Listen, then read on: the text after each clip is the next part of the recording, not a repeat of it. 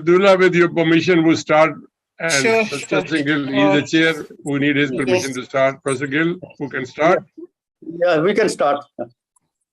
Professor Mirdula Mukherjee, Professor Sucha Singh Gill, and friends who have joined us online from different parts of the world. Normally, we used to have this function at 4 p.m., but this time it's 5:30 because Professor Gill is in Toronto and it's early morning. He says, I must join this function because Mirdula is speaking. So he didn't say no. It's very Now, kind of him. You know about the National Institute of Punjab Studies. Mirdula was one of the founders. And Sucha Singh Gill is also connected with our institute, and by V. Singh Southern, we don't have to talk much about it. But I must say one thing, under the patronage of Dr. Manmohan Singh and with the guidance of distinguished academics, this has become a first-rate platform for literary and cultural activities so far as Punjab is concerned. Now, today is a very special lecture for us because two of country's well-known intellectuals, Professor Mirdula Mukherjee and Professor Sucha Singh Gill, they have joined us online. I welcome them. Mirdula, if I remember correctly, belongs to a family of historians. Her mother and father was teaching history in Lahore before partition. After graduation from Lady Sriram College, Mirdula joined JNU, where she did master's, PhD, and then rose to be professor, head, dean, everything. And also later she became academic administrator as director of Nehru Memorial Museum and Library. Two things I remember about NBT and Nehru Museum. When Bipin joined as chairman, it was a different NBT, taking up topics regarding the peasants, animals. He said, why not? It should be not only for intellectuals. And I remember Mirdula inviting children from tribal areas, rubbing shoulders with the top intellectuals very comfortably. She says, yes, they are part of Nehru Museum because Chacha Nehru loved these children. And I remember Madan Gopal Singh singing in the Nehru Museum. That was a different Nehru Museum, but we have to accept the changes in history. Mirdula is a distinguished historian. So is Aditya and her younger sister Sucheta. So we feel very proud that these friends have promoted Punjab history. Used to meet them in Punjab History Conference, where she was invited to be general president, very highest position in the Punjab History Conference. In History Congress, she has been regularly attending, where she was president of the Modern History section. And I think this time Sucheta is the general president. Am I right, Mirdula? Yes. Sucheta will be general president in Punjab History Conference. So this is their Punjab connection. Mirdula is author of several, maybe half a dozen standard books. And the most important is as co-author with Bipin Chandra's India's Struggle for Independence and India After Independence. She is inspiration for those of us who are working in Punjab, whether we are teachers or students, because she has done first-rate work and she encourages those who are willing to do first-rate work like her. As she has been one of the founders of the National Institute of Punjab Studies, I feel guilty that I couldn't keep the promises that I made to them. Maybe before going up, we'll try to do something more. Now, Professor Sucha Singh Gill is an old friend, distinguished economist, and comes from a rural background, and he kept his rural interest intact. When I thought of the topic, Mirdula's lecture, Marching with the Nation, Punjab Peasants, so I thought no one else is more suitable than Professor Sucha Singh Gill. Then I discovered he's not in India, but I located him. He's in Toronto, fine, but he has joined us. We welcome him. Professor Gill did his master's and PhD from Punjabi history, where he taught, rose to be professor, head, dean, and other positions. And later, he served as director of Center for Industrial and Rural Development, then founded by our late friend Professor Ishpal Malhotra. Now, I've been reading his articles in the Punjabi Tribune, the latest being Punjab di Ulji Tani te Navi Sarkar. I thought the Navi Sarkar, the articles, they might be reading his articles and learning from his experience and advice, and he would be nominated to Rajya Sabha. But these such things do not happen. They prefer to have others who had expertise in business or something else. It's a democracy. We have to welcome their decision. We have no option. But my only prayer is Mridula and Sucha Singhal will continue to promote interests of the Punjabi peasantry, which is dear to them. With these few words, I welcome these two distinguished academics and also the audience who has joined us online. And with the permission of the chair, Professor Gill, can we request Professor Mridula Mukherjee to start his lecture, or you'd like to say something before? I think it was very thoughtful of you to selected this theme, because my opinion is the year 2021 can be designated as the year of peasants in history. It is for the first time that a very successful movement has been launched and concluded by the farmers, and they were able to involve different sections of society.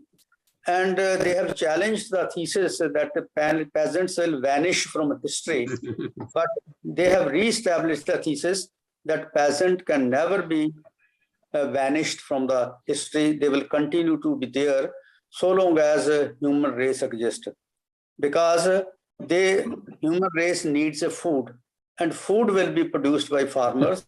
And there's a unanimous opinion that best quality of food can be produced by farmers, not by corporate companies who are primarily interested in profits.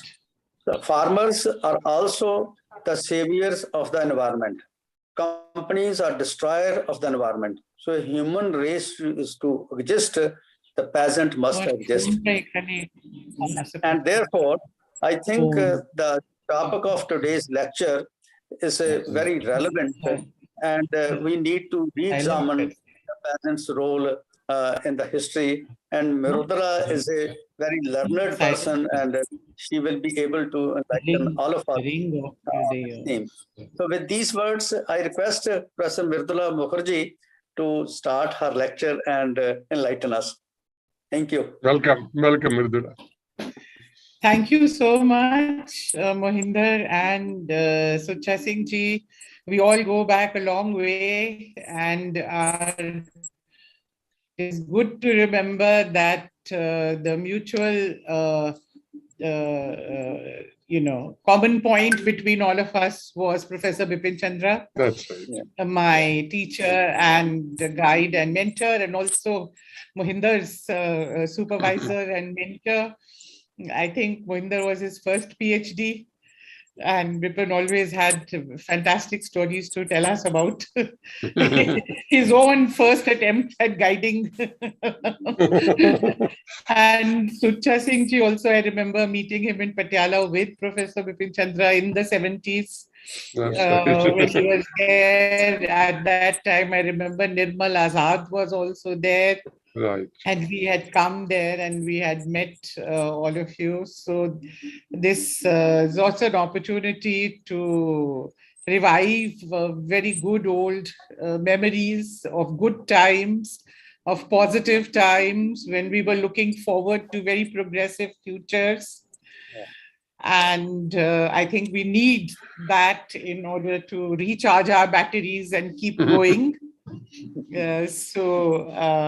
Thank you so much. It's a real pleasure. Thank you, Mohinder, for inviting me. And thank you, Sucha Singh ji, for agreeing to chair this. It makes a lot of difference to have you there, and for your introductory remarks, which I completely agree with. So I'll start my talk now. Of course, there can be nothing better than a subject like this, given, as you said, and I completely endorse your demand for the 2021 being declared the year of the peasant.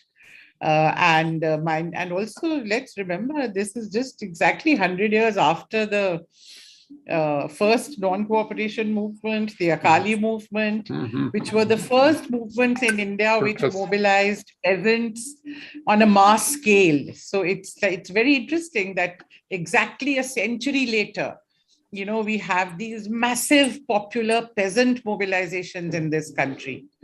I think that tells us that there's something that's there which we need to think about, which we need to talk about. So I'll begin my talk then. It'll be slightly longish. I hope you don't mind, because the subject is a long one. And as I was saying to Mohinder, it is always dangerous to invite someone to talk on a topic on which has been their primary topic of research. You want to know so much. Their first love, so to speak. Just as we can't ask Mohinder to shorten anything when he starts talking on a Kali movement. So I'm in the same predicament as him. But anyway, let's start then. Till a few months ago, the Kisans of Punjab, as well as of other parts of India, were engaged in what they see as a life and death struggle with the government of India. For them, it was a struggle not only for MSP or mandis, as was often projected, but to save their very identity as Kisans. What they anticipated and feared was the loss of a whole way of life, of their world, which is inextricably tied up with their land and the labor that they and forefathers have put into it. The rosy prospect offered to them by the government of becoming contract farmers of big private companies on their own land, taking orders about what to grow, how to grow, which fertilizers to use, which insecticides to use, and selling to them at dictated prices did not allure them. What they saw in the future is the tentacles of these private players closing in on them and reducing them to tenants and workers on their own land. And for them, that is worse than death, which is why they were willing to fight on despite heavy odds. And they will be continued, I'm sure, willing to fight on if they do not get what they have fought for. Which is why the women and the youth and the children were out there in the cold, out there in the heat, out there in the rain, because they saw their future dissolving into an abyss. Observers are frequently surprised by the calm determination and firm resolve that the protesters demonstrated. Where does this pattern of heroic non-violent resistance emanate from? They are also surprised by the sophistication of the Kisan unions and their clarity of purpose and capacity to organize, and the quality of the leadership. They might be less surprised if they knew more about the history of Kisan protest in the Punjab. However, the fault is not theirs alone, as the Punjab story has been mostly ignored or underplayed in the recounting of Kisan protest in colonial India. The focus has been on many other states. Gujarat, especially Bardoli and Kheda struggles, on Baba Ramchandra and the Kisan Sabha movement in UP in 1919-22, on Champaran and the Kisan movement led by Swami Sajanand in the 1930s in Bihar, on the Tibhaga movement in Bengal, or on NG Ranga in Andhra, and the Telangana armed struggle in Hyderabad, and to some extent, the Karshaka Sangha movement in Kerala. Punjab, even though it had a strong tradition of peasant protest, along with UP and Maharashtra and Assam, has received much less attention. Many years ago, I tried to set the record right for the Punjab by researching and writing the history of the agrarian economy and peasant protest in the first half of the 20th century. Not many were interested in my effort. By then, peasants were out of fashion with historians, possibly because they were not subaltern enough, and with policymakers because they were not an immediate threat or concern, as agrarian unrest of all kinds had been on the decline since the 1970s and the 1980s. 1960s, 70s, there was still the Naxal movements. The 80s, we still had the Shetkari Sangathan movement in Maharashtra. We had the big Dakayat movement. But after that, there wasn't very much to talk about. But since 2020, when the Punjab Kisans with their colorful turbans and noisy tractors and trolleys and plentiful langars parked themselves on the borders of the national capital, waiting to be let in, my fortunes have revived. But that is how contemporary history is. The present can jolt us into looking at our past in ways that we cannot predict. So I begin by acknowledging my debt to the Kisans of Punjab, who have revived this interest in my old-fashioned style of history. As I was preparing this talk, I was myself surprised by the extraordinary way in which this current protest resonates with the past that I'm going to talk about. I will demonstrate to you how the great-grandparents and grandparents and even parents of some of the older participants of the present struggle fought against government legislation that they did not like, how they were supported by their family members who had gone abroad to labor. And mind you, the British government did not call it foreign funding, as our government has done. How those who had gone abroad were imbued with a strong sense of identity with their motherland. How they set examples of non-violent heroism in the Akali movement in the early 1920s, which was acknowledged by Gandhiji himself and only matched by the Dharasana Satyagraha, which followed the Dandi Salt March in 1930. How Kisan unions were organized from the village upwards, how sharecroppers revolted against private companies who leased the land from the government, and so on. How women were part of the struggle, including at the leadership level, how intellectually sophisticated the movement was, with intellectual support, a mature leadership, willing to make tremendous sacrifices. How newspapers such as the Tribune, even then, played a tremendous role.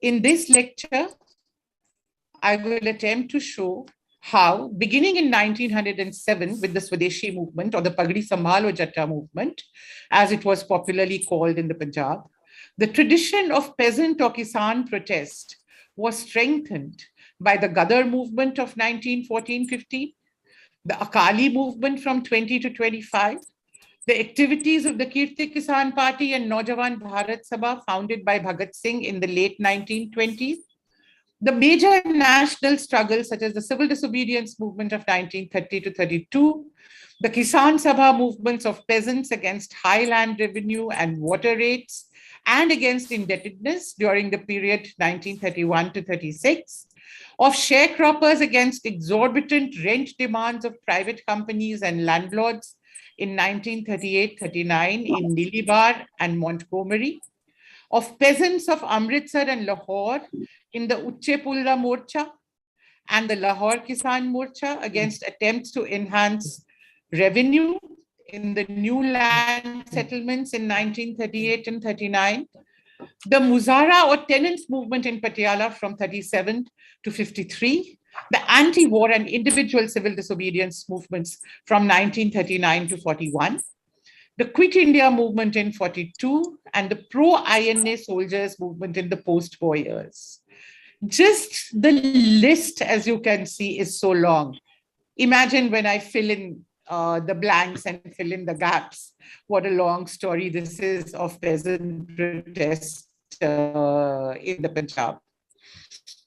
I also would like to demonstrate that we have to take into account the role not only of the Indian National Congress and the Akalis, but also of left-wing groups and parties such as the Kirtis, Communists, Bhagat Singh, and the Naujawan Bharat Sabha, the Congress and of course the Congress Socialists.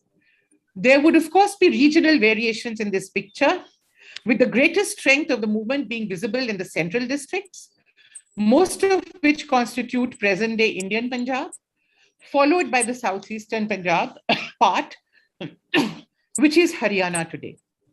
Much of western Punjab, home to a very backward, rack-rented tenant population dominated by big feudal landlords, remained outside the influence of modern politics. I begin with the Pagdi Sambhalo Jatta movement, which was part of the India-wide Swadeshi movement.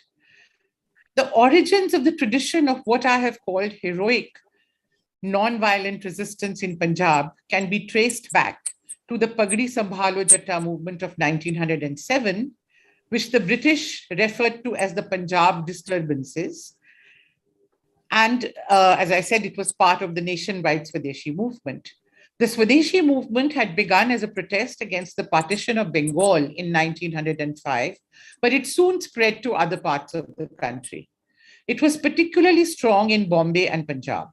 In Punjab, the movement went beyond the urban confines and linked up with a strong rural protest that was building up due to certain unpopular government measures. Very interesting, even then there were 3 bills. The most important of these was the Punjab Land Colonization Bill introduced in the Punjab Council on 25th October 1906, which sought to dramatically change the conditions on which Punjab land was granted to colonists in the Punjab. In addition, the government also ordered in November 1906 a sharp enhancement in the canal water rates on the Badi Doab Canal, which irrigated the districts of Amritsar, Gurdaspur, and Lahore. Simultaneously, there was a sharp increase in land revenue of Rawalpindi district as the result of the new settlement. The initial lead was taken by some landowners belonging to the Bar Zamindar Association, many of whom were also local lawyers, and by the Zamindar newspaper, edited by Sirajuddin Ahmed, who organized mass meetings at which resolutions condemning the bills and advocating refusal to pay fines were passed. The numbers attending these meetings grew rapidly, and a meeting held at Lalpur on 3rd February 1907 was already attended by 10,000 people. Agitation intensified further in March, and a new element was added by the participation of nationalist leaders and activists from Lahore, such as Lala Lajpat Rai and Ajit Singh, Bhagat Singh's uncle, who contributed to the movement by sharpening its political focus as well as by popularizing its demands outside the colony areas, and thus garnering much needed support from the urban and rural population of the province as a whole. We have seen in the current movement also how broader support is very crucial in a movement. From April onwards, especially through efforts of Ajit Singh, the peasants of Amritsar and Lahore also began to voice their protest against the enhanced water rates on the Badi Doab Canal and resolved to refuse to pay the new rates. Meetings were marked by their sharp anti-government tone, by the appeals for maintenance of communal unity, and by their appeal to the peasants to stand up for their rights, to protect their self-respect. The movement is also, therefore, popularly known by the opening line of a poem that became its symbol and was first recited at a mass meeting in Lalpur in March 1907. And that line is Pagdi Sambhalo Jatta. O peasant, protect your self-respect. A marked feature of the meetings was the participation of Hindus, Muslims, and Sikhs, and the complete absence of any communal divide. By the beginning of May, the government of Punjab was in a panic. A riot in Rawalpindi town on the occasion of the arrest of 3 leaders contributed to this panic.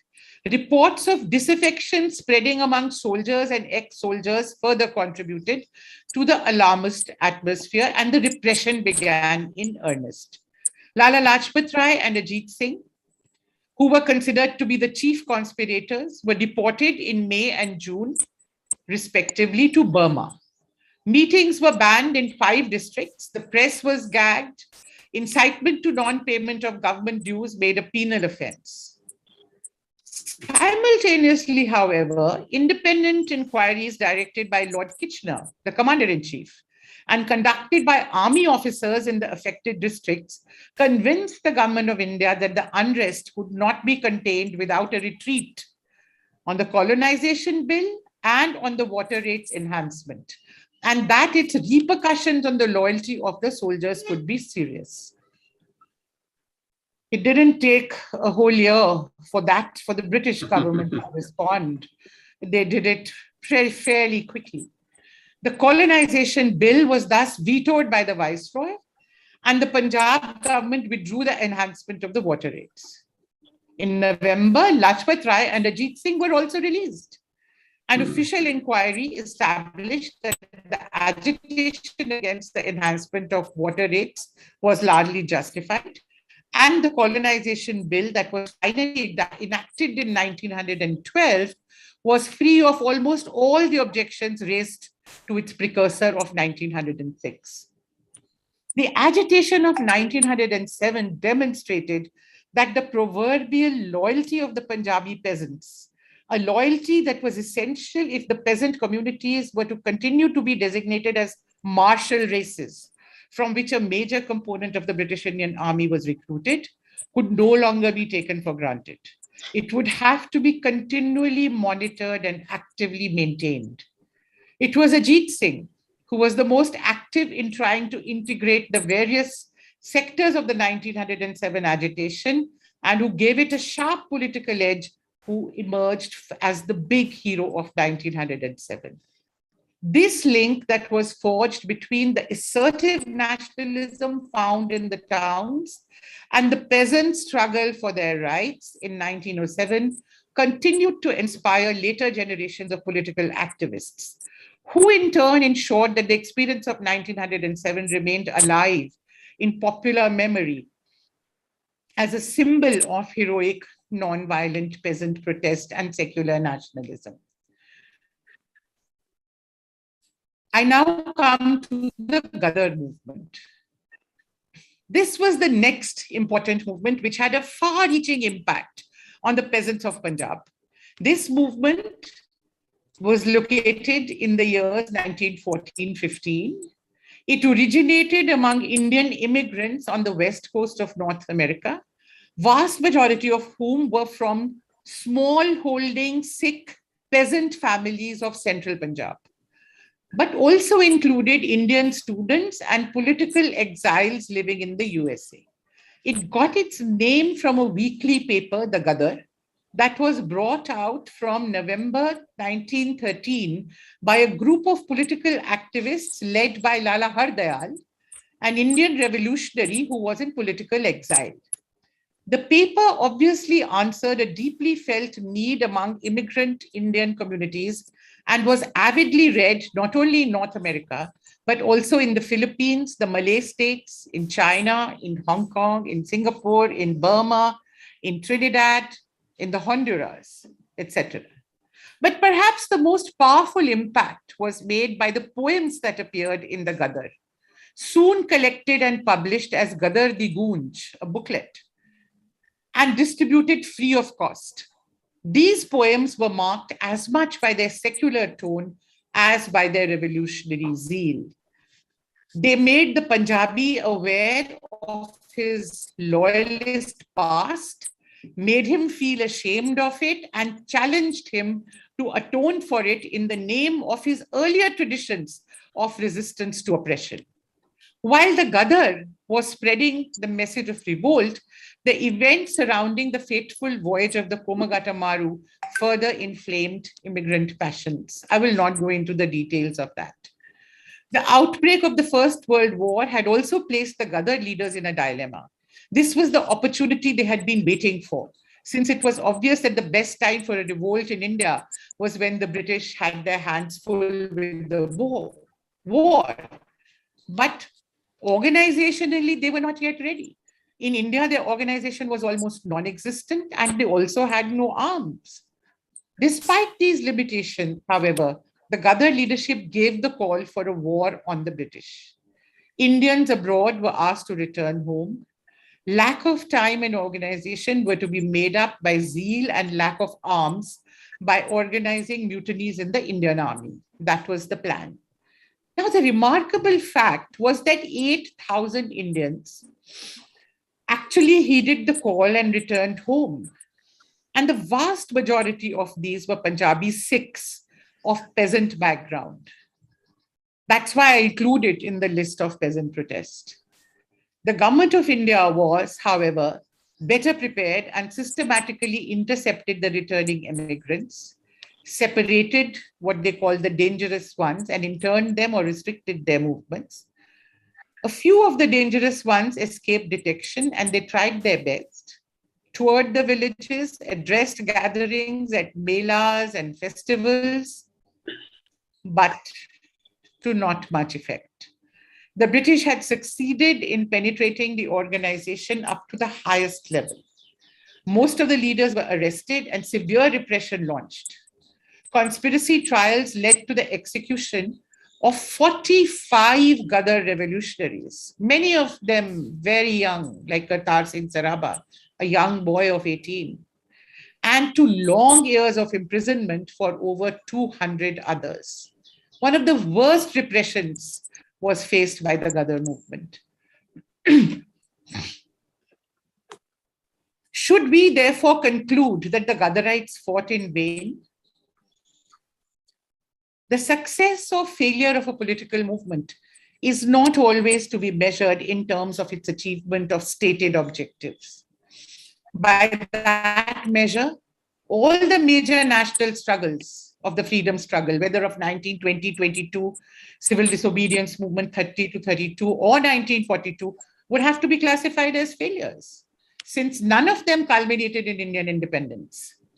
But if success and failure are to be measured in terms of the deepening of consciousness, of political consciousness, the evolution and testing of new strategies and methods of struggle, the creation of traditions of resistance, of secularism, of democracy, of egalitarianism, then the Gadarites certainly contributed a big share to the peasant struggle and the Indian struggle for a better life and for freedom. Ironic though it may seem, it was in the realm of ideology that Gadar success was the greatest. Through the earlier papers, but most of all through the Gadar itself, the entire nationalist critique of colonialism, which was the most solid and abiding contribution of the moderate nationalists, was carried in a powerful and simple form to the mass of Indian immigrants, many of whom were poor workers and agricultural laborers. The huge propaganda effort motivated and educated an entire generation and more. Though a majority of the leaders of the Gadar movement and most of the participants were drawn from the Sikhs, the ideology that was created and spread through the Gadar and Gadar Di Gunj and other publications was strongly secular in tone. Concern with religion was seen as petty and narrow-minded and unworthy of revolutionaries.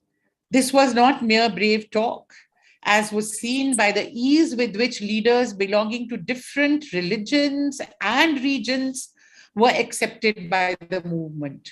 Lala Hardayal was a Hindu, so was Ramchandra and many others. Barkatullah was a Muslim, and Rash Bihari Bose was a Hindu and a Bengali. Further, the nationalist salute, Bande Mataram, and not any Sikh religious greetings such as Sat Sri Akal or any other cry was urged upon and adopted as the rallying cry of the Gadar movement. The Gadarites sought to give a new meaning to religion as well. They urged that religion lay not in observing the outward forms, such as those signified by long hair and the kirpan, etc., but in remaining true to the model of good behavior that was enjoined by all religious teachings. Nor did the Gadarites betray any narrow regional loyalties. Lokmanya Tilak, Aurobindo Ghosh, Khudiram Bose, Kanhaiya Lal Dutt, and Savarkar were all heroes of the Gadars.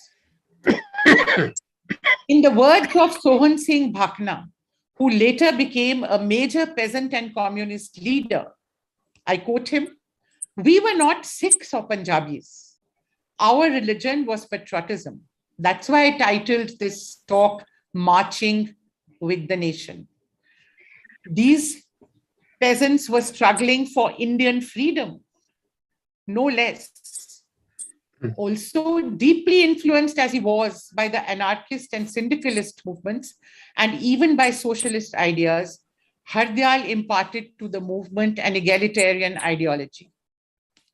Perhaps this facilitated the transformation of many Gadarites into peasant leaders and into communists in the 1920s and 30s.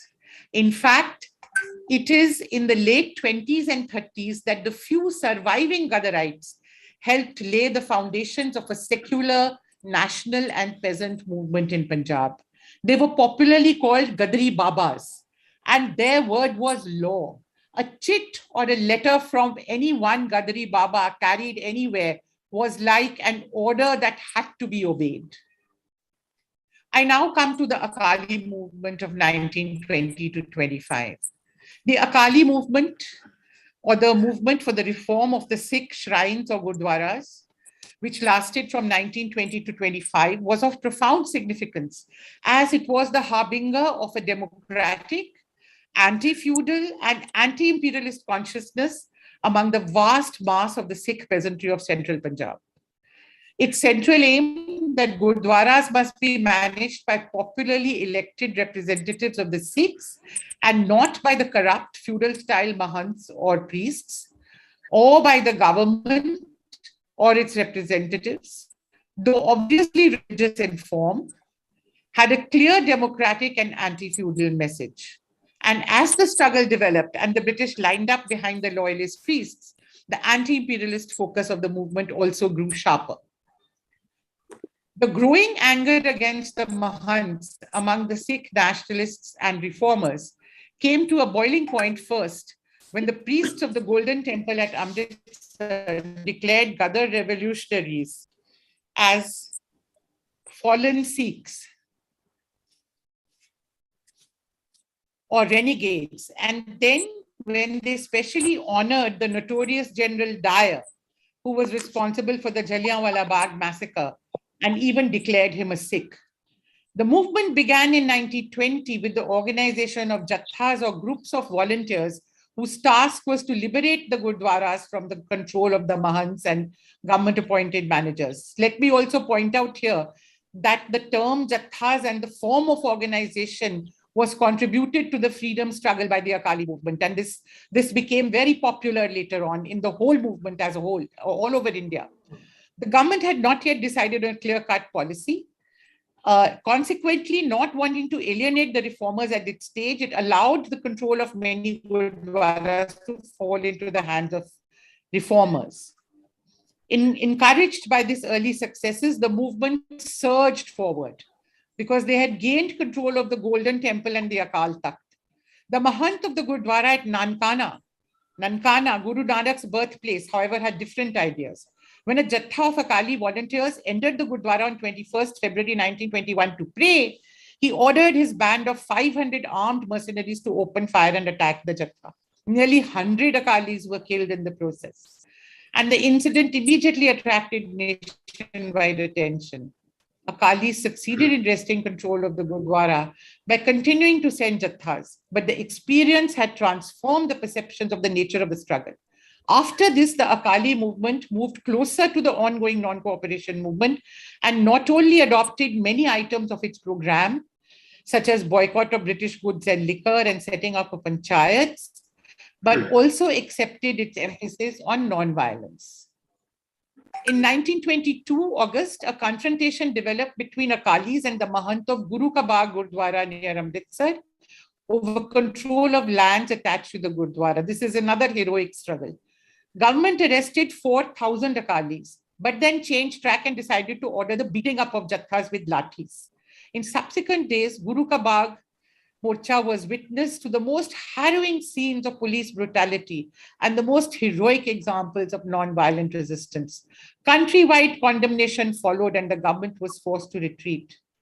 Another big struggle took place at Jaito in Naba, in which even Jawaharlal Nehru was paraded with handcuffs in the streets and then spent a few days in Naba jail in the most unsanitary conditions.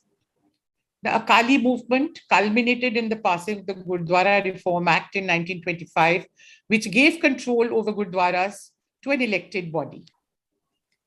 The movement had succeeded in mobilizing a broad front of all sections of Sikhs, urban as well as rural, as well as in gaining the sympathy and at times even participation of other religious groups, such as the Hindus and the Muslims. Nevertheless, it is accepted beyond doubt that its main base was among the Sikh peasantry of Punjab, including the princely states.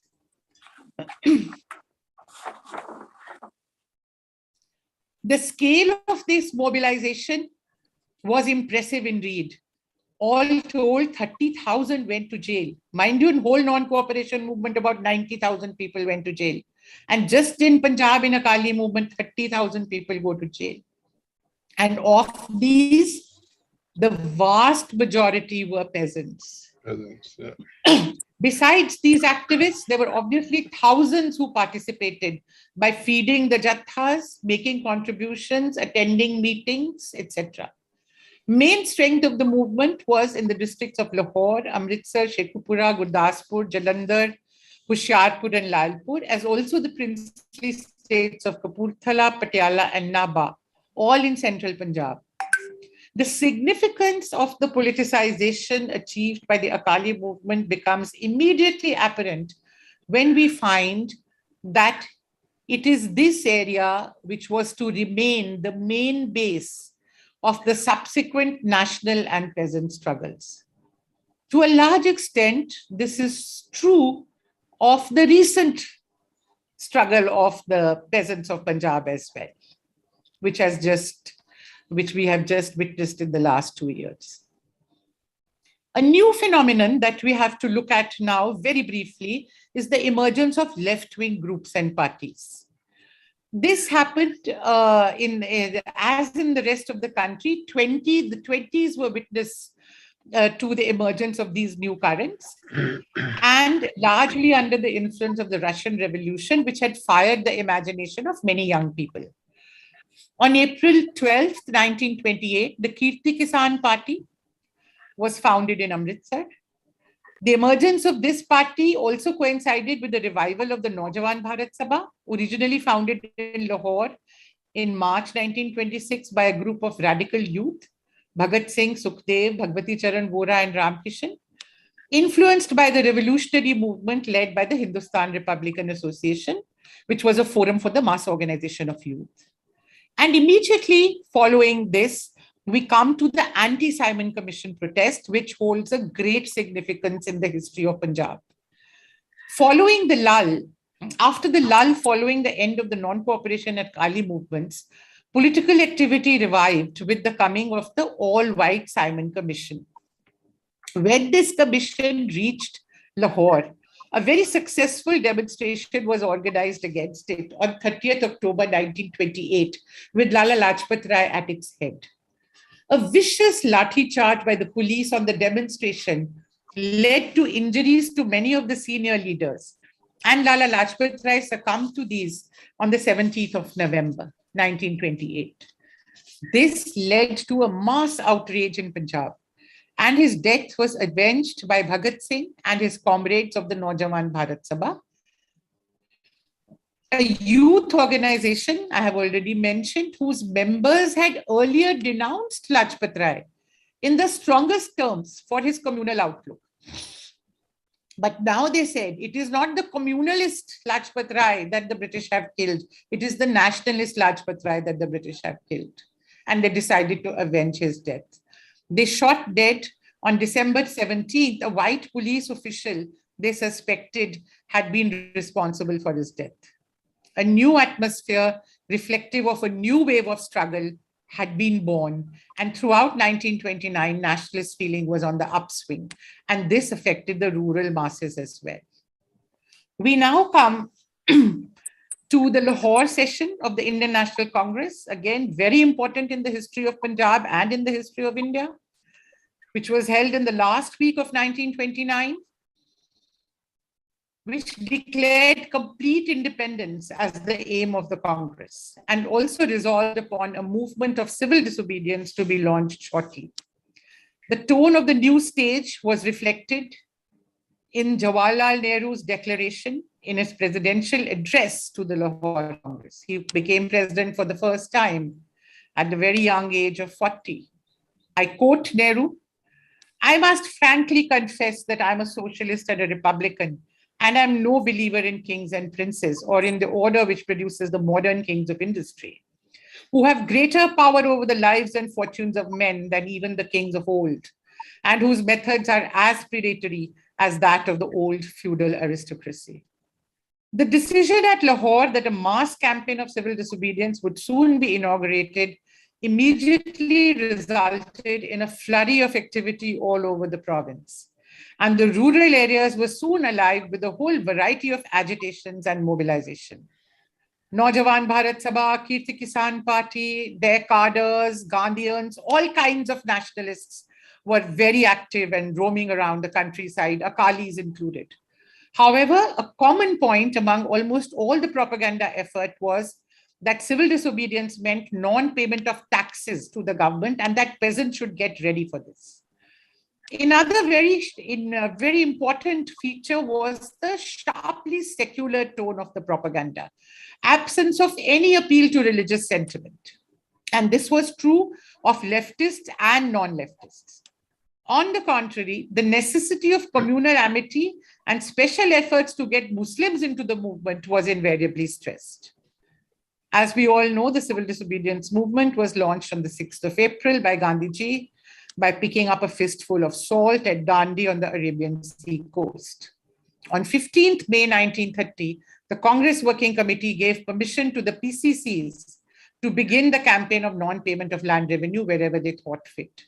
In Punjab, this immediately led to intensification of activity connected with this. And by May, the situation was so serious that the Punjab government asked that an ordinance which granted powers to arrest and prosecute all those who incited others not to pay taxes should immediately be extended to the Punjab.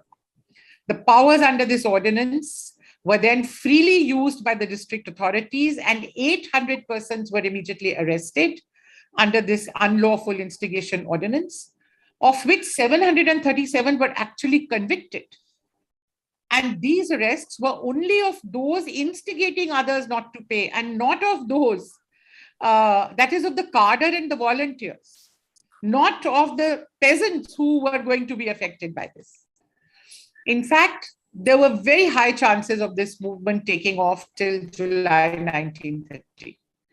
But the severe repression, removing of the cadre and tours by the army officers and all kinds of other measures were immediately taken because Punjab being, as I told you earlier, in the 1907 movement, the place from which a large part of the Indian army was recruited, the government was not going to take any chances over here. So this movement had to be nipped in the bud. However, despite this, the civil disobedience movement produced a general change in attitude and a generalized anti-British sentiment, which often spilled over into an anti-loyalist sentiment, was evident. I will quote to you the report of an army officer who conducted a special tour in the rural areas of the districts of Jhang, Lalpur, Shekhupura, Gujranwala, Gurdaspur, and Lahore. Same areas that I was talking about earlier, mostly, between early May and mid-June, peak period of civil disobedience movement. And what does he say? I quote, he says, "A salam is becoming comparatively rare along the main roads. Small collections of people in bus stops, at railway stations, and in the outskirts of villages, on seeing isolated military officers, at once chorus, 'Inqilab Zindabad.' Both old and young do this.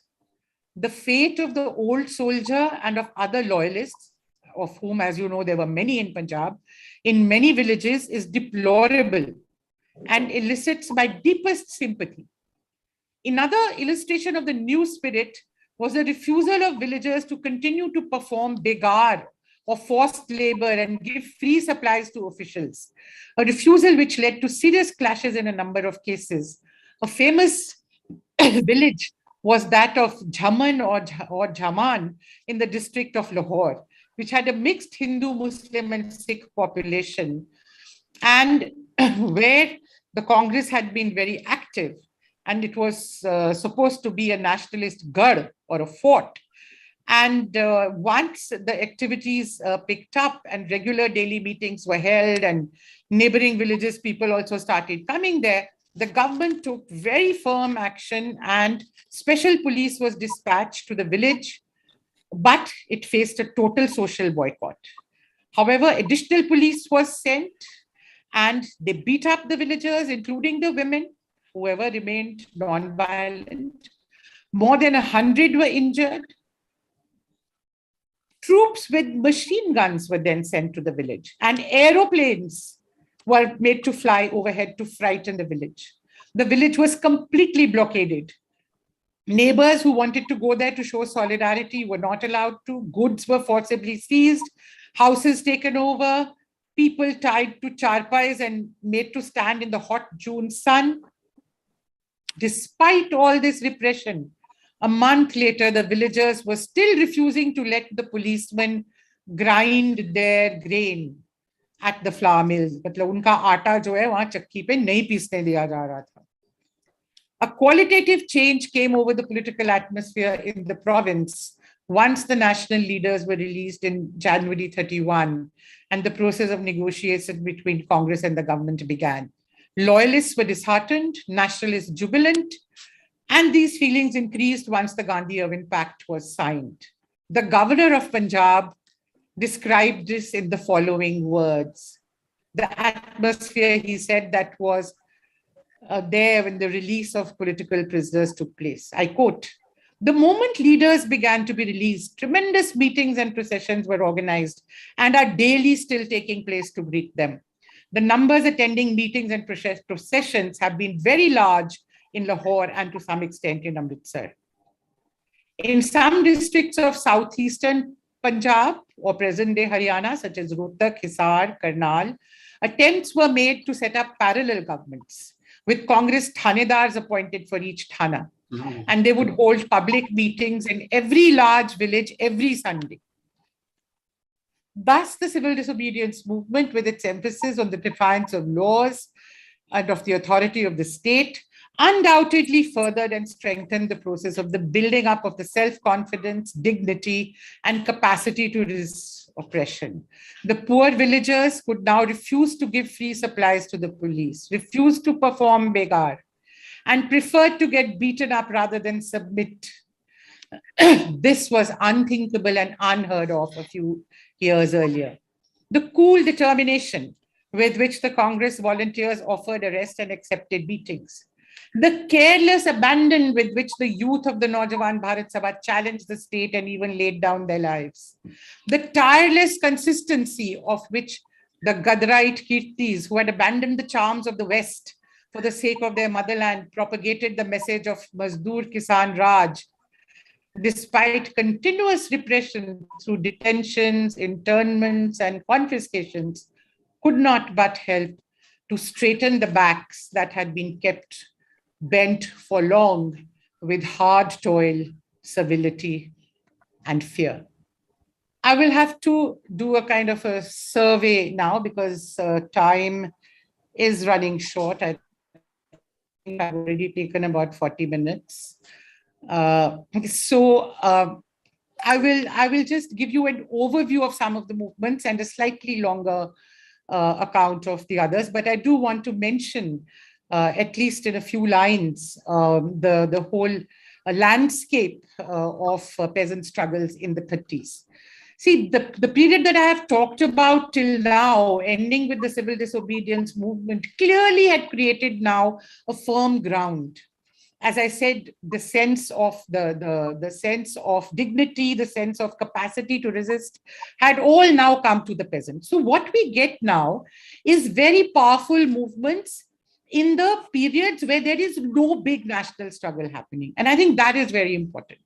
So from 1931 to 1934-35, for example, we get in the central districts movements, a number of movements, which I cannot count, for reduction of land revenue and water rates. This was a common demand in all the districts, irrespective of the political affiliation of the groups that were in the leadership.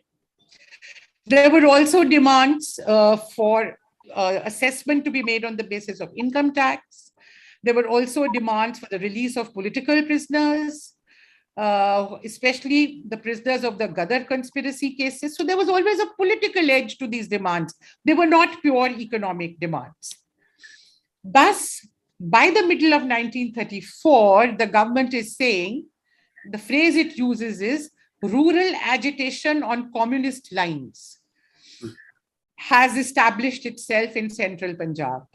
To nip this possibility in the bud, the Punjab government issued a notification on 10 September 34, declaring 5 associations as unlawful: Anti-Imperialist League Punjab, Naujawan Bharat Sabha, Kirti Kisan Party, Amritsar District Kisan Sabha, and Punjab Kisan League. And immediately followed that up with searches, with arrests, with confiscations of the literature, etc., etc. One very important development, which again I must just mark and then move ahead, is the formation of the Punjab Kisan Committee, a province-wide organization of the peasants of Punjab. I'm particularly emphasizing this because, as I said, when we saw the superb organization of the contemporary farmers movement, you cannot understand it unless you understand this history of peasant organization in Punjab. It's an old history. So on 7th March 1937, the provincial branch of the All India Kisan Sabha was set up. This Kisan Sabha All India had been set up at the Lucknow session of the Congress in April 1936, and Son Singh Josh and Munshi Ahmed Deen were the delegates from the Punjab. Now a meeting of delegates from 13 districts was held at the Bradlaugh Hall, which was, as you know, the Congress office in Lahore, and a committee of 15 members set up. I don't have the time to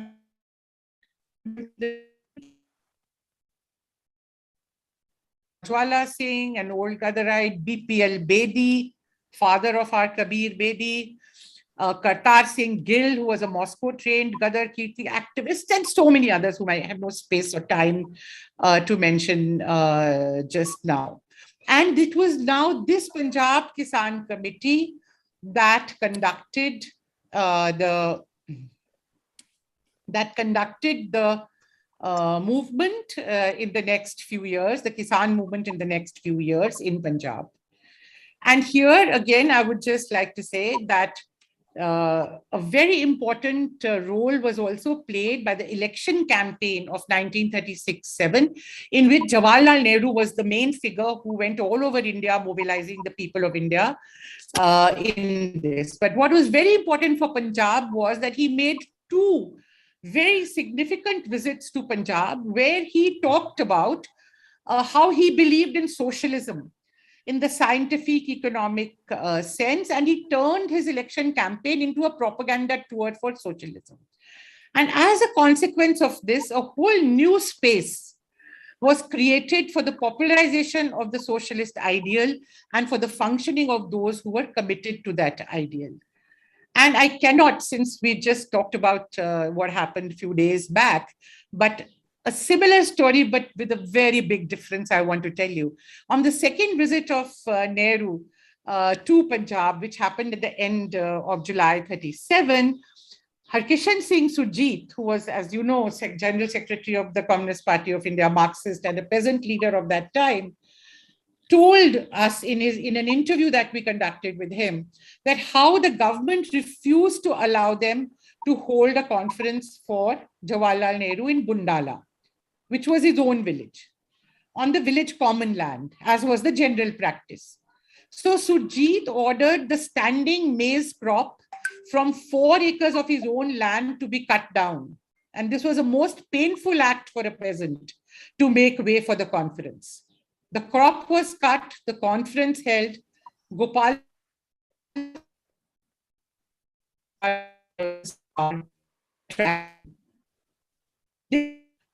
Seven got nominated on the Congress list. And again, from Harkishan Singh Surjeet, we have very interesting reminiscences of how they managed the election campaigns at that time. Again, this will show you the difference between them and now. He said they spent only rupees 2,000, which also had been collected from people in amounts of 2 annas and 4 annas. He also says that for Son Singh Josh's election, which he was contesting against one of the biggest landlords of the province, Sardar Raghbir Singh, they even saved 3,000 rupees from what people gave. Karam Singh Maan told us how whole campaigns used to be conducted on bicycles. And he also says that they saved money because people, when they came to vote, would also leave 1 anna or 1 rupee along with their vote.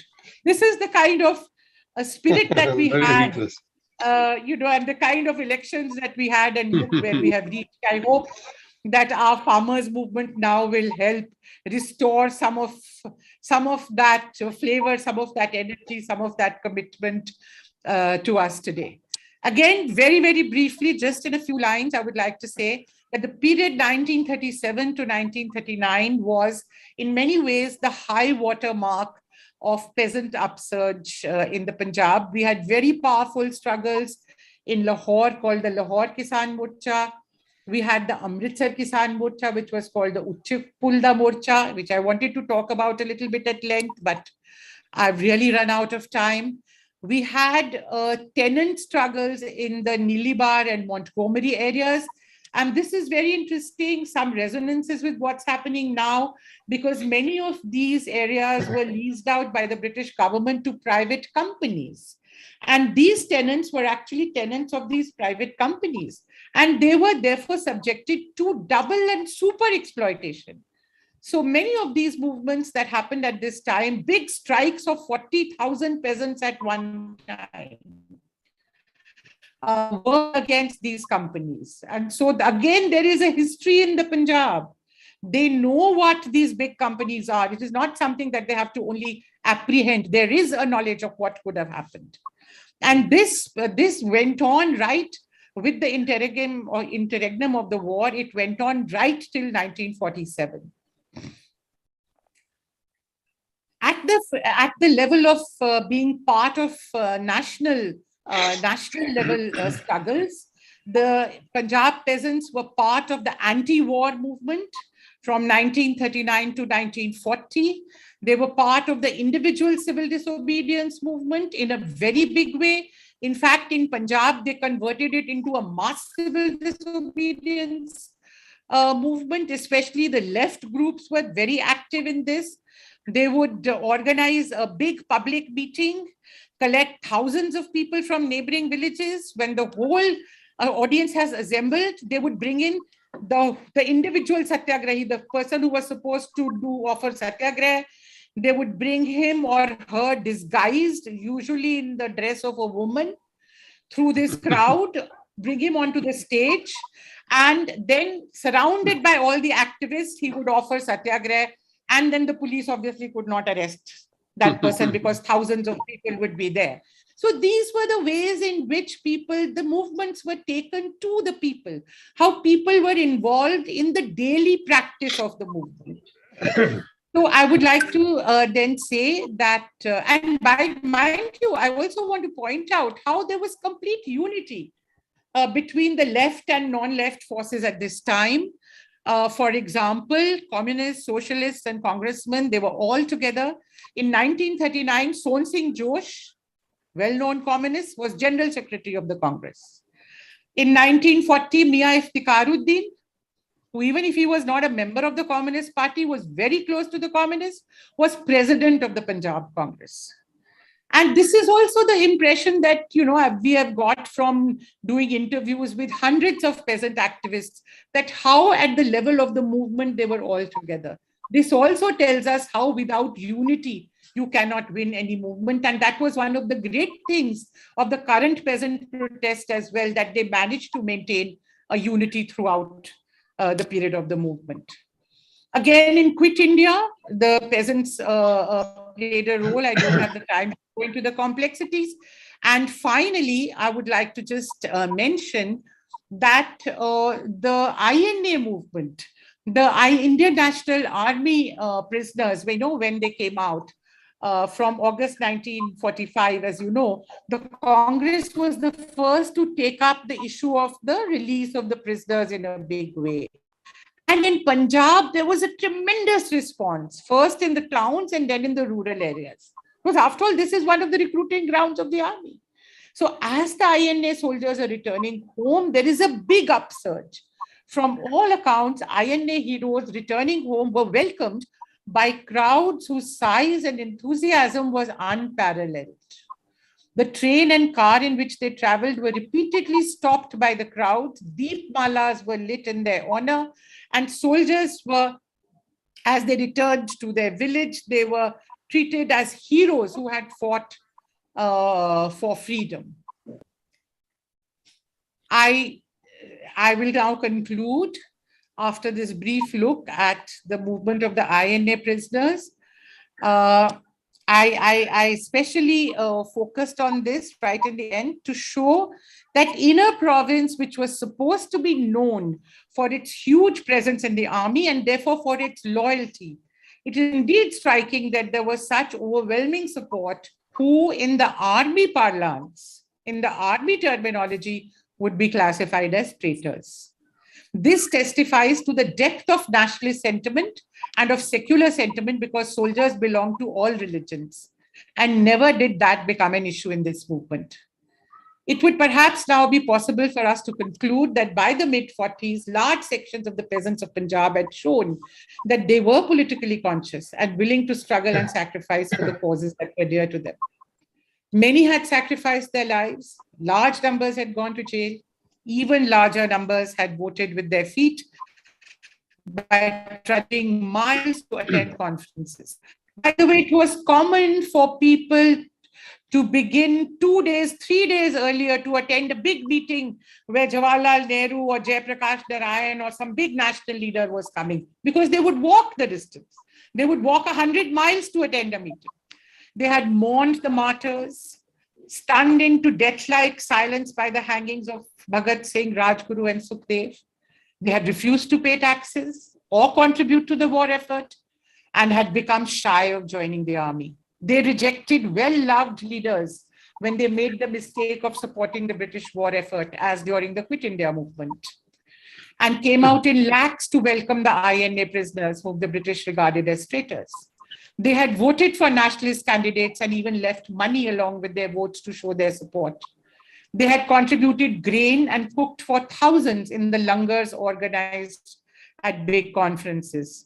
They had hidden runaway activists in their homes and carried food for them to the fields where they had been hiding. In these and many other ways, ordinary men and women had shown where their hearts lay. It is for the historian to carefully collect and then tell the present generation the stories that they have left behind. It is evident then that the legacy of peasant protests that the Kisans of Punjab can draw on is a rich treasure in which are embedded not only sagas of heroism, but much wisdom based on varied experience. For example, the history we have traversed shows us how religion can inspire with its stories of love and sacrifice and not be allowed to divide with its history of strife and violence. How Gurdwaras provided sanctuary and succor to those fighting for the deprived and not havens to the fanatics. How wise governments gave in to demands, as in 1907, seeing the direction of the wind, and how those who did not, standing on prestige and using harsh methods, ultimately had to go. That firm, patient, prolonged, nonviolent struggle, based on an understanding of the issues and clear in ideology, has a strength and resilience that is difficult to withstand for any regime. That when people are willing to sacrifice their all, it is for a larger purpose than to secure their immediate interests. It is for their country or the future of their children or for their faith or their way of life, which they see as under threat. Remember, if their grandparents and parents could, walking on foot, braving heat and cold, lying in prison for months and years on end, braving lathis and bullets, take on the mighty British government? Why should we be surprised when we saw that now, with more resources, present generations can insist on a hearing and can insist on justice from their own elected governments? Thank you.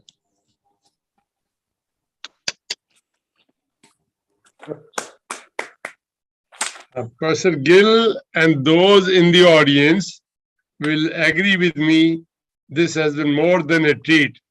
How Mridula managed to cover more than 40 years struggle and contribution of peasantry in about less than 1 hour. And she can speak for hours together. I know her capacity, her knowledge, and the art of delivery.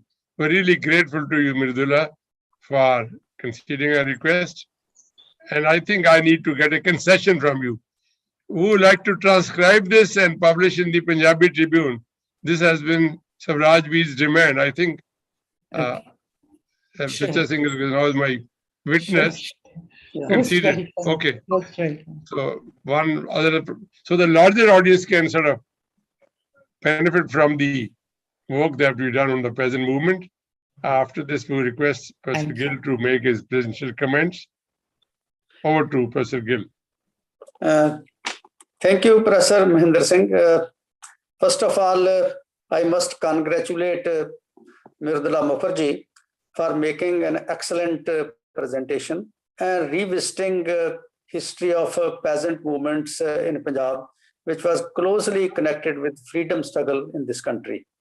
And this lecture, I think, is an inspiring one, that it brings out many positive features, the way the peasants have been fighting in the pre-independence period.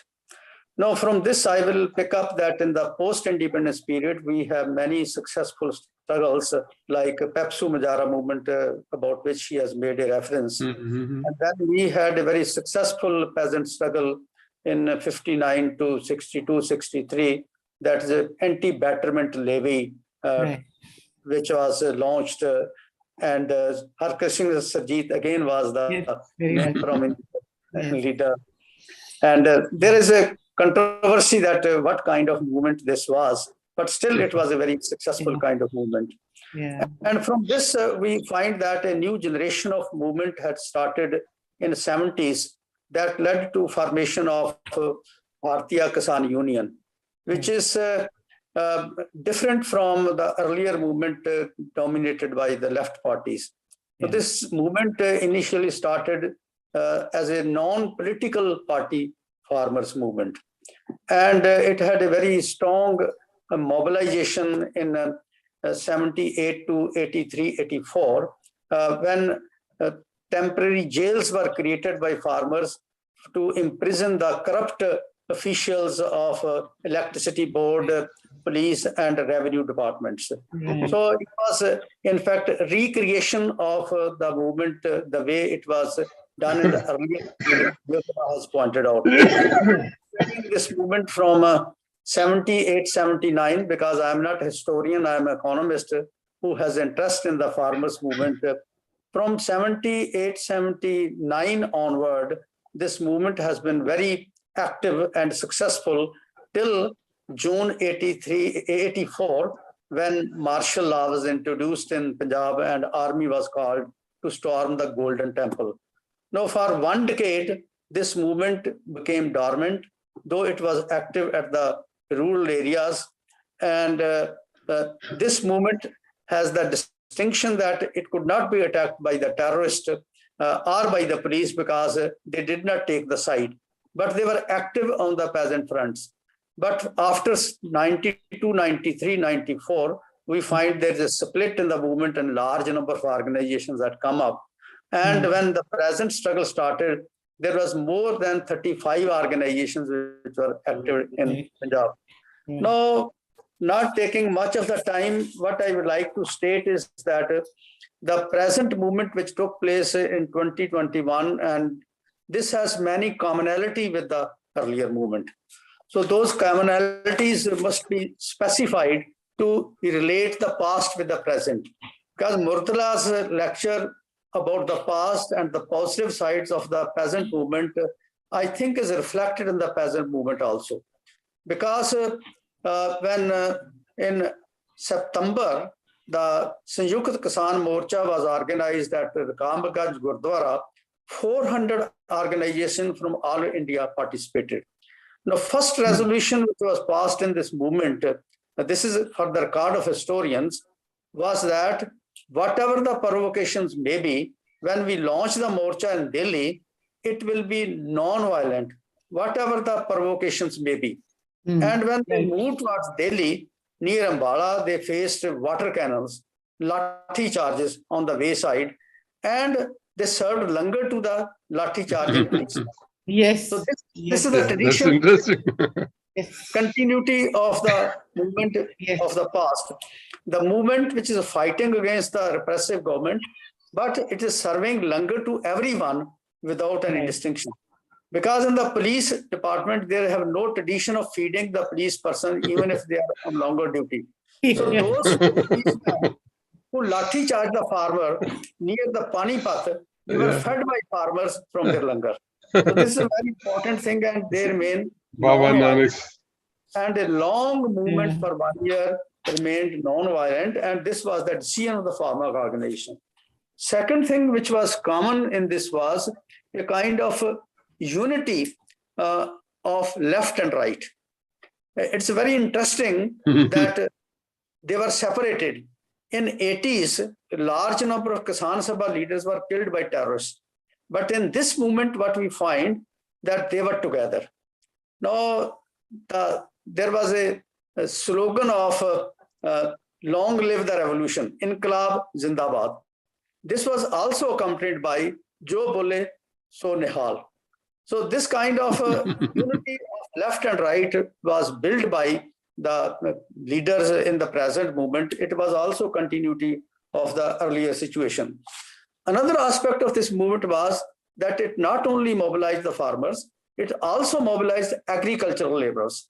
It also mobilized trade unionists. It also mobilized artiyas, commission agents. It also mobilized artists. It also mobilized ex-armymen. It also mobilized intellectuals. So it was a movement of the people of Punjab, and they decided that you can't fight national issue alone. So therefore, we have to come together with farmers and others movement at all India level. So unity of all people, that was very important kind of a thing which they got. So intellectuals supported this movement in a big way. 11 rounds of talks which took place in Delhi with the union government and the leaders of Sanjukt Kisan Morcha. This was successful because continuously the intellectuals were interacting with the farmers' leader, and they were posted with the data and facts which even the government side did not know properly. So therefore, they were able to put on mat the government teams, the secretaries and experts and ministers, and they were always reverting back the government side that we will consult our superiors and then we'll come back.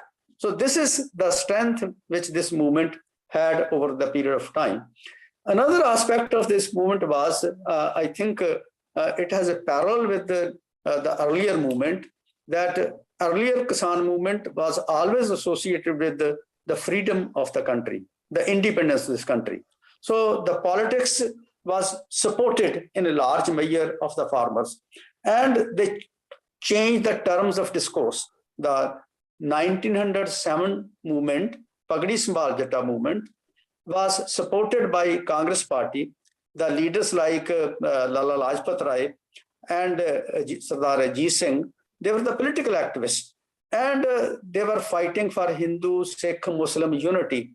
And they were also not only fighting for demands of the farmers, they were of course mobilizing them on that count, but they were also for the freedom of this country. Ultimately, the Congress passed a resolution of complete freedom of independence in 1928, has a reflection in the earlier movement. So this is how it was connected with this. The present movement also changed the political terms of discourse. because the present government was trying to build what you call the disunity of among Hindus and Muslims. Now, this movement brought a unity of Hindus, Muslims, and Sikhs together. So it changed the terms of discourse.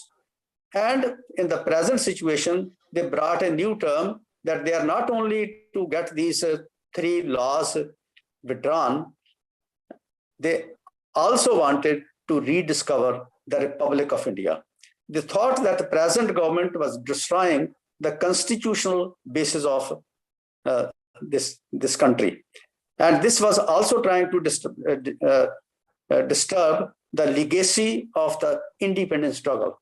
So therefore, they wanted that the country should move forward, and it should include all the people from all religions, all sections. That's why they raised a slogan, Majdoor Kisan Ekta Jindabad.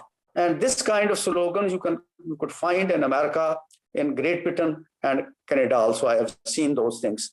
So they changed the terms of discourse, and this movement succeeded not only because of mobilization of farmers, it succeeded because it was able to demonstrate unity of different sections of population, Hindu, Sikh, Muslims, farmers, laborers, common people, urban people, rural people, and ultimately in November, on the days of birth of Guru Nanak, on 21st November, the Prime Minister declared repealing of these three laws, and this is how the movement was successful and glorious. And I believe that the movement succeeded because it carried the spirit of the movement which was taking place in the period earlier than 1947. So Mridula has brought out very vividly the contribution of the farmers in the freedom struggle and the contribution of freedom struggle in mobilization of the farmers.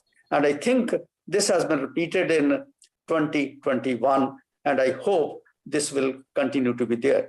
Second issue which this movement has raised, and the earlier movement has also raised, the question of peasants in history. Now, earlier some of the scholars have been arguing that peasants will be eliminated and big capitalist farmers will be cultivating the fields. This movement has demonstrated that peasant will remain relevant in the history, because without farmers, neither environment can be protected, nor the people can be fed without a good quality of food. So I think with these remarks, I should not take much of the time, a lot of time has taken place. And I think that the history of the pre-independence period is supported by the movement which has taken place in the recent period, that how peasants can successfully fight for their own demands, but also can restore the agenda of the Republic of India. It can also restore the agenda of civil liberties, democratic rights, and all kinds of things, that where the people should not be discriminated on the basis of caste, creed, and class in this country. So with these words, I would like to thank Professor Mahinder Singh for organizing an excellent lecture and giving me opportunity to chair this lecture, which is, I feel honored, that lecture which has been delivered by Professor Mridula Mukherjee, who has done a seminal work in the area of peasant struggle. Thank you very much. I think I need to thank both the speaker, Mridula Mukherjee, and the chair, Professor Gill. If I'm right, out of this one lecture, we can arrange at least 7-8 lectures, one by one, and brilliant analysis even of the Akali movement, which I had forgotten, highlighting the role of the peasants. I think I'll be able to arrange more lectures from. You should give that lecture. No, I've forgotten. I've stopped reading. Someone is suggesting maybe I'd speak about the Akalis next. But anyway, I mean, this has been one of the best lectures so far. And look at the audience, large number of audience have joined, for which I need to thank both of you and also the audience, in spite of sort of some handicaps here and there. This is a good lecture. would announce our next lecture and book discussion in the coming days. So I thank you again. Thank you very much. Thank you. Thank you, Sucha Singh ji. Thank you, madam. Yes, It's a thank you nice so much. Yes, indeed. Recording one. Yeah. Now we can talk. Recording.